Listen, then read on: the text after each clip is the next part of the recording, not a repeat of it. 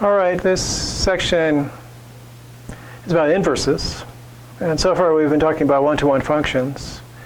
Functions have to be one-to-one for you to create an inverse. But here's what the inverse is. The inverse of a function f is a set of ordered pairs x, y, such that yx belongs to f. So it's the same ordered pairs in reverse order. Same pairs in reverse order. Same pairs in reverse order. Inverse. So if I've got a function that's given to us in terms of ordered pairs, then it's an easy matter to create the inverse. You just take those ordered pairs and you reverse the order. So here's a function here with the list of ordered pairs. So the inverse would just reverse the order of each of those.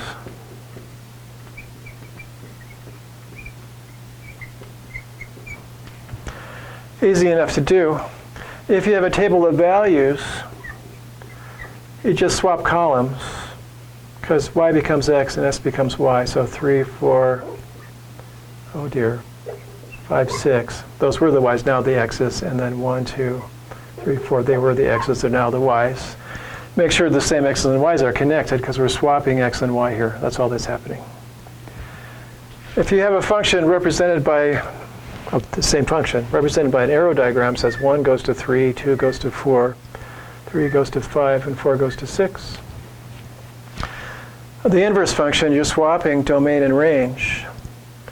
You're swapping input and output. If I want the arrows to run the same direction, I have to take these values and stick them here. 3, 4, 5, 6, 1, 2, 3, 4, and then make sure I'm still connecting the 1s and the 3s together, except in the opposite direction. So here we just reverse the arrows. Here we swap columns.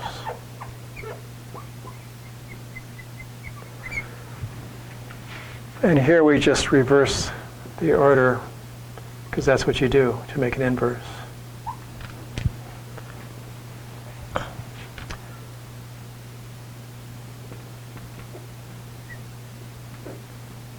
xy becomes yx, like that. So that's all about inverses, at least initially. If you think of functions, you think about inputs and outputs. So here, the original function, that'd be the input and output. And then here, output becomes input, input becomes output. So whatever you started with becomes what you end with.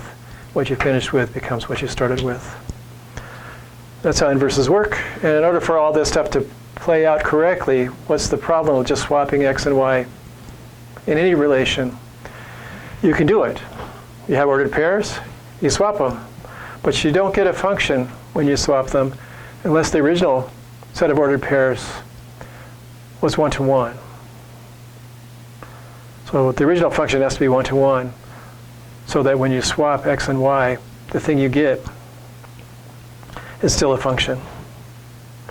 And that's the problem, that if you have the two of the same y's with different x's in the original function, then when you reverse the orders, you have two x's with different y's in the reversed pair situation, and that's no longer considered a function. So for it to be a function, the original function has to be one-to-one. We keep saying that. All right, let's look at some other ways to find inverses of functions, other than just turning the ordered pairs around, which is basically the definition. And we'll do that in just a minute.